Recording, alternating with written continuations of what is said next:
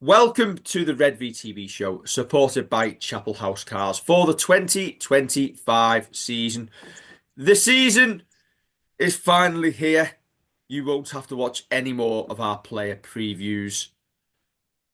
If you're bored of watching them, we got even more bored of making them.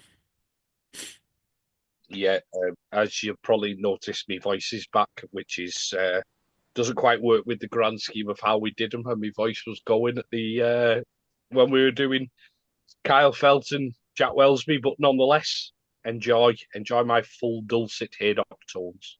Yes. Um, I was looking forward to Saturday to some competitive Super League action, and that's not what we're going to see, but we will get onto that shortly. Shortly. Yeah. Ah. The wait is over. Well, maybe it isn't. Right. First off, news of the week. Ben Davies has joined Castleford on loan for 2 weeks, with Castleford saying they are hoping to make it potentially permanent for the rest of the season. Right, fair enough. Um, yeah, good move for Ben. This. I know I've seen people on social media questioning the thing of he's gone for 2 weeks and who do we play in 2 weeks' time? Yeah, so he'll be allowed to play against us. Um, but on the flip side, I think it's a great move for Ben because it's going to get him first team rugby on a regular basis. You'd have thought against Super League opposition, and it's what he needs currently. I'm not entirely sure about making it for a full season because I feel like we're already too light in our ranks. Yeah. Uh, Well, CastlefordTigers.com. Ben Davies has joined Castleford Tigers on loan with a view to securing a permanent loan move for the upcoming Super League season. in that case, then, have we got our eye on someone that we can bring in? Because you need a squad. You can't keep shearing away at the your reserves and your youngsters and not have a backup plan. Yeah, what's changed in the last 4 months from Ben Davies getting a 12-month extension to Ben Davies now being farmed out on loan after pre-season, especially when obviously we've got a couple of young lads in the squad who may be departing at the end of the year to Wigan and also might be discounted for the rest of the season. All of a sudden, you're whittling your squad down, aren't you? Yeah, and we can't afford to do that. We saw what happened last year. Um, so I'd hope there's some thought gone into this. And I know that Ben has his detractors amongst Saints fans, um, but you need members of the squad who can just sit in and do a job and be professional about things. And Ben feels like he's one of them people who is a very professional guy. Um, Even if people don't quite think he's the answer for Saints in the centres at halfback or in the second row. Yeah, Ben Davies is now one of those players who is suddenly going to become better in Saints fans' eyes. Now he's not playing for us. And do you know what? Genuinely, I really hope he goes to Castleford and is a really rip-roaring success for them. I think after this we people know what we think about Ben Davies and the stick he's had over the years. And I think he'll go. I think he'll be solid for Cass, and I think they've got a really good lad who'll come in and do a job for them. Yeah, I think when he was on loan at Salford, they were quite happy with Ben. They had Ben Davies and Dan Norman on loan, and they were really happy with both of them at the time. But I think more so with Ben. I think they wanted to keep Ben permanently, though. Um, yeah, hopefully he can just get his head down and play some rugby. And we then need him in the coming weeks. We don't rush into making it a full year because, as I say, you've got to look at the squad and think yeah, there'll be lads pushing him and pushing for his place, but you can't start putting lads in too early or for too long. You've got to manage these youngsters coming through. One Ben Davis leaves, and number two, Jake Davis also goes out on loan. Well, on loan on dual reg this weekend with Alfie Sinclair. They're going to go to Swinton to get some game time. Obviously, Alfie making his debut last weekend at West Hull. How did he go for you, Kev? He went all right, didn't I think in the forwards. we were solid, and it was good to see him get out there and get a debut. Didn't do like a long stint like you'd expect, like Noah did and George Delaney didn't do the long stints. But he came on, acquitted himself quite well, and I bet the nerves were jangling in there for him because even though it's only West Hull, it's still your professional debut for Saints, and you don't want it to go wrong. And I thought he acquitted himself very well. Yeah, good to see the lads getting some game time this weekend. But the big one, Kev, we have named a squad. So I want us to talk about this 21-man squad as if we were playing Salford's full face team. Okay, that's fine. Yeah. Okay, changes, Kev? 9 changes from that Challenge Cup tie with Kyle Felt, Matt Percival, Johnny Lomax, Darrell Clark, Matty Lees, Curtis Sirinen, Morgan Knowles, Moses Mbai, and Iggy Parsi all coming in with Conrad Hurrell, Ben Davies, Jake Burns. I'm going to pick up my list here because I can't remember them all. George Whitby, Owen Dagnall, Kieran Nolan, Alfie Sinclair, Jake Davis, and Cole Marsh all dropping out. Okay, then. So plenty of the big names coming back.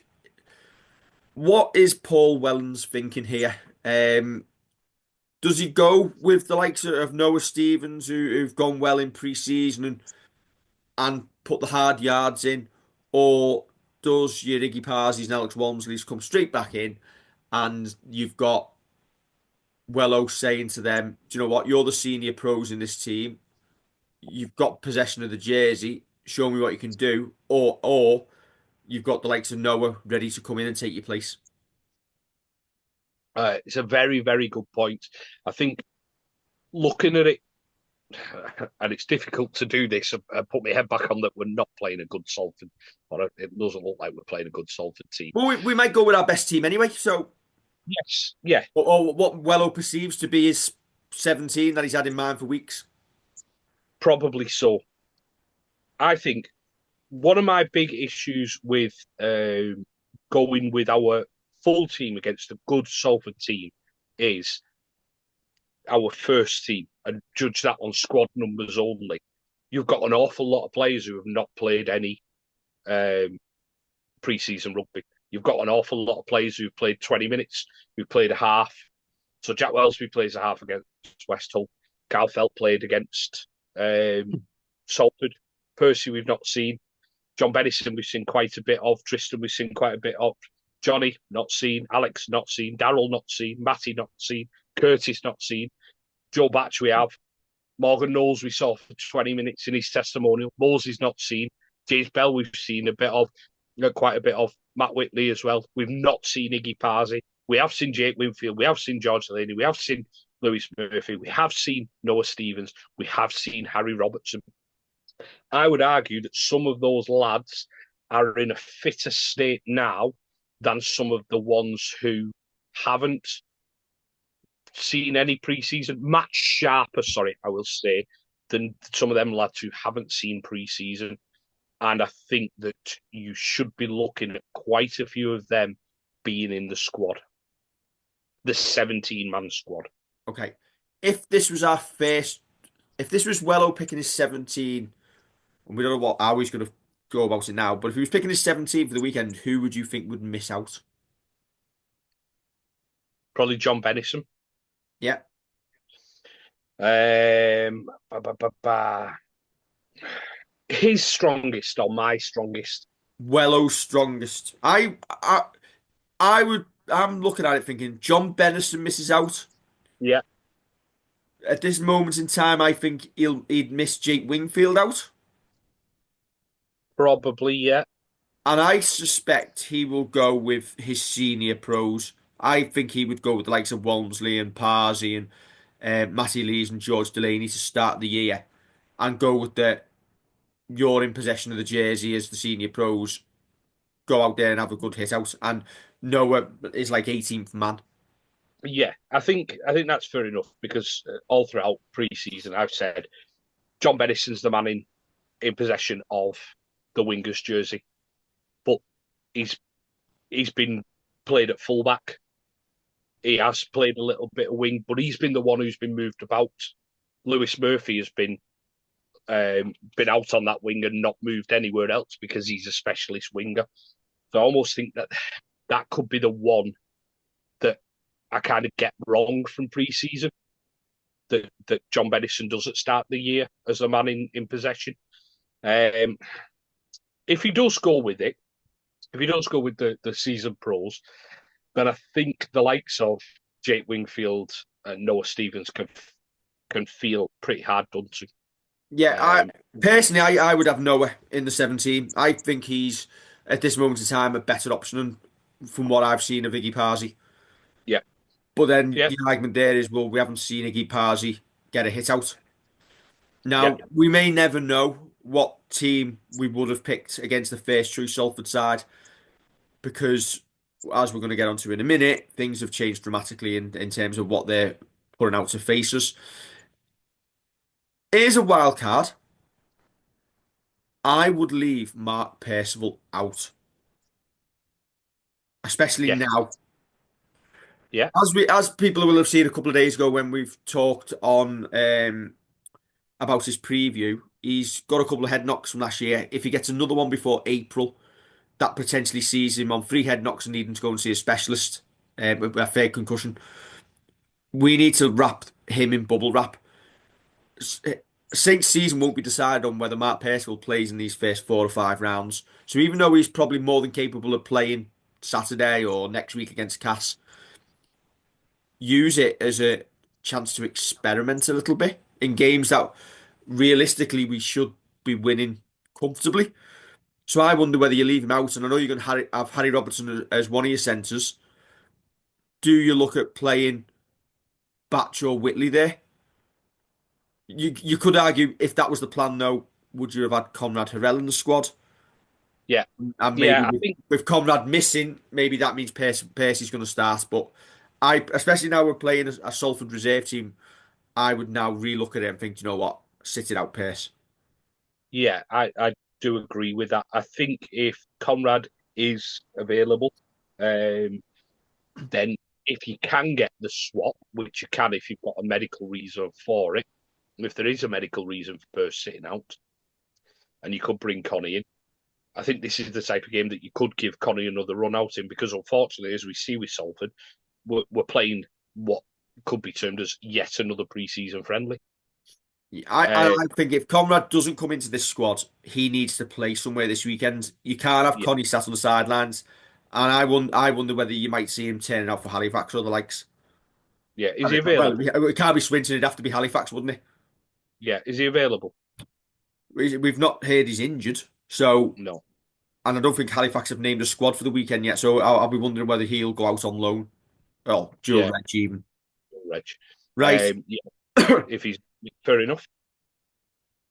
Should we get onto the Salford squad? Yes. I'm sure they've made some of these people up. Harry Hope, Logan Lager. I bet that's not how you pronounce it. It's like a really naff 1980s alcoholic drink. I'll have a Logan Lager, please. This is where he's going to turn into an absolute prime Aussie player, isn't he? Like Darren Lockyer or Billy Slater or someone like that. Um, you know what? This, I think it's one of those squads that you look at and you just think this is not a good look for Super League at all. So,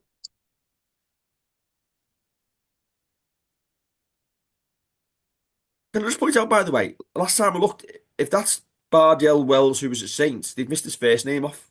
Yeah, yeah, I think it is. I think it is Bardell Wells. Yeah, Lumbo Bardell Wells. yeah, so, They've done him dirty, missing yeah, off his name.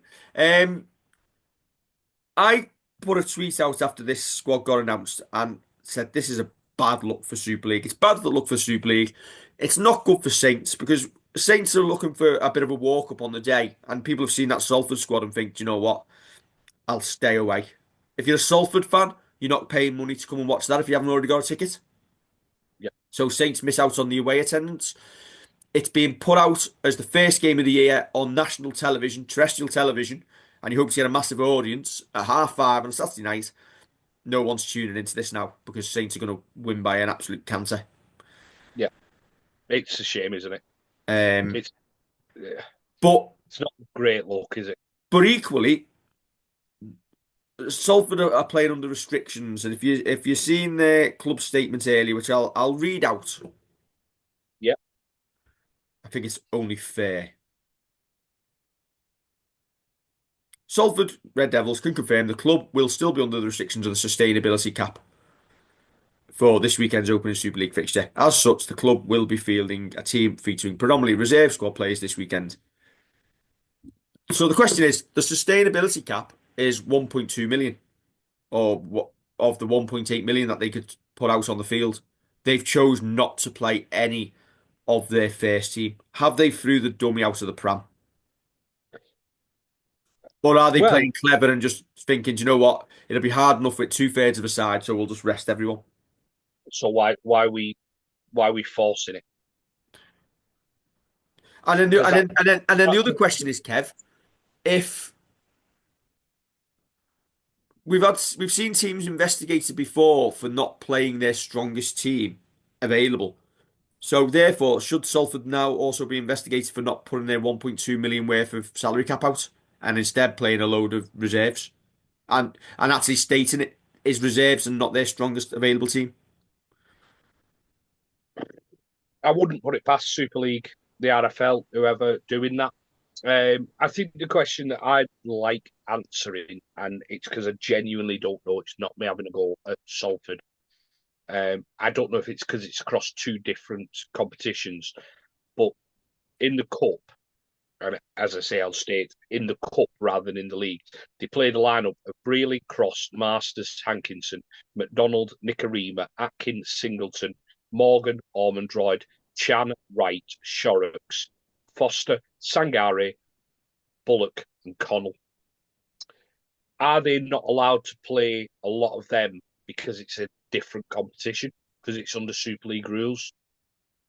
Or is that they've said, as you've just asked there, have gone, let's not risk any of them. Let's not risk a single one of them, because you know what? Next week is more important when we hopefully get everything ratified and we can play the first team. Um, I hope someone can answer that in the comments and know that I'm not having a go at them. So I feel sorry for Salford fans. They've gone through the ringer with this, with their team.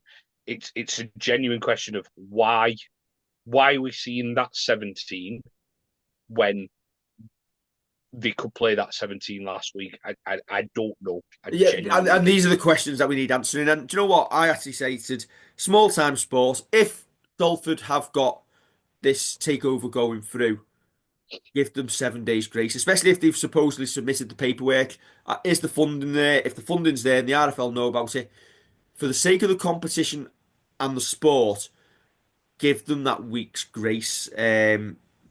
Because you're essentially affecting the integrity of the fixture list.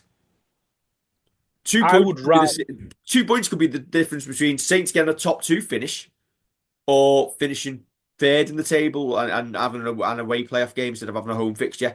It could be the difference between Salford making the playoffs or not.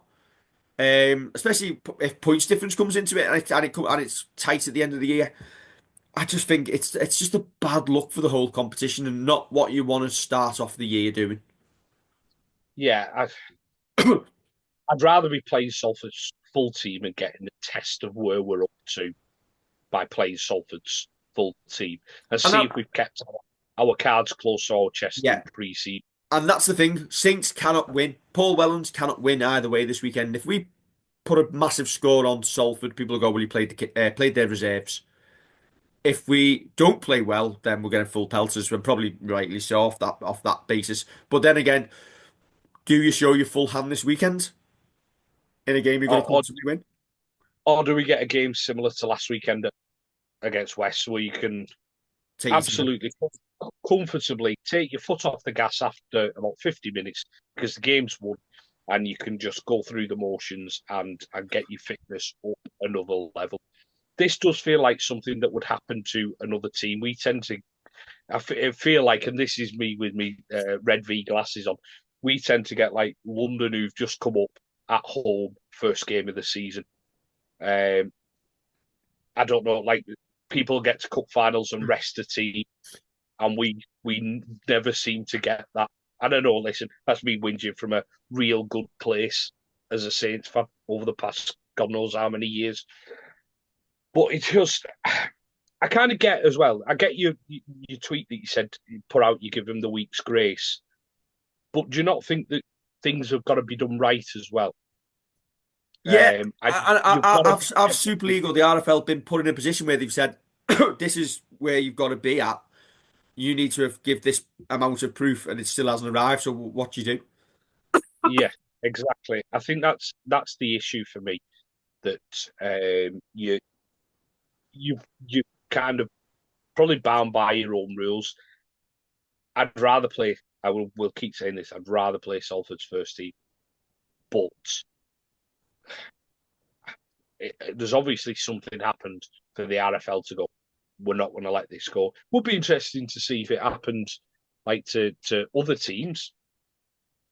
Like if this happened to a Saints or a Leeds or a Wigan, would I'd hope they'd hold the same rules if this is what they're going to do, Yeah, and it's not just well we can get away with it. I get with the Salford because there won't be too much noise and it'll all be forgotten about. I yeah. do think Let's see. Let's one see of my if the takeover goes through now. yeah. Well, I do. One of my favourite things has been a bloke that we both know, Matt Shaw, getting absolute pelters this morning off someone for reporting that that there was no real news on the sustainability cap and that it might still be in place. And someone was having a go at him saying, "Oh, go and report on Bradford getting to Super League. This get away from this agenda." I mean, we know Matt, we speak to Matt a bit. He's just reporting what's happened. Yeah. If Just you have to go, makes me sad. if you actually, especially for Salford, if Salford fans go back on what Matt Shaw's ever said about them, I would suggest 99% of it's been accurate. Yeah, and things move. We know things move. Um, we know that sands can shift as takeovers go through and players move on or players come in. We know that, but yeah, it just makes me laugh the little knee jerk reactions. We've Yeah. all got them. We've got fans who do exactly the same. Listen, Let's the only benefit of this side being put out and Saints winning by an absolute cancer is that I'll probably spend an hour of the game watching Everton on against Crystal Palace on my phone. fair enough.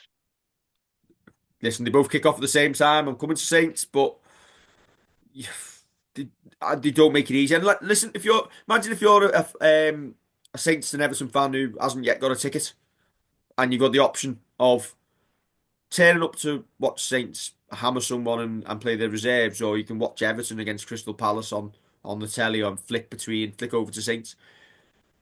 It these are the things that the game needs to realise. They're not in isolation, especially in the Northwest where you've got so many football teams and so many other options for people to spend the money on. Yeah, It's it's shooting themselves in the foot all the time. And sadly, I think Saints are going to bear the brunt financially a little bit of this. Maybe not obviously massive numbers, but it seems a bit eggy considering probably how much effort Saints have gone into promoting this fixture over the last couple of weeks, and they put all entertainment on, and you build it up, and it just ends up being a damn squid. yeah. Um, and is it me or does that graphic from Salford scream of almost like it's black and grey and white, and it's quite a bit of a somber announcement rather than celebrating a game. And listen, it can feel hard done to, and they can feel what they like, but it just feels like it's a bit of a well, we've got to go ahead with it. So this is what we're doing. Right then, Kev, prediction. Saints by plenty. Give us a number. Add us 30 plus. I've done Saints by 42. One thing I do want to say before we go is we're going to have a chat to some of the guys who do the visually impaired commentary at Saints, which is part of they're looked after by the Community Foundation. Said we would give them a shout out. We actually spoke to them at the end of last season, so we're going to have a little chat with them because you can listen to commentary in the game. I've done it a couple of times now. They're quite funny. They've already said something about limping off with a sore shoulder. So that it's probably doing them an absolute disservice by saying that bit, but they're quite good. There was three of them doing it.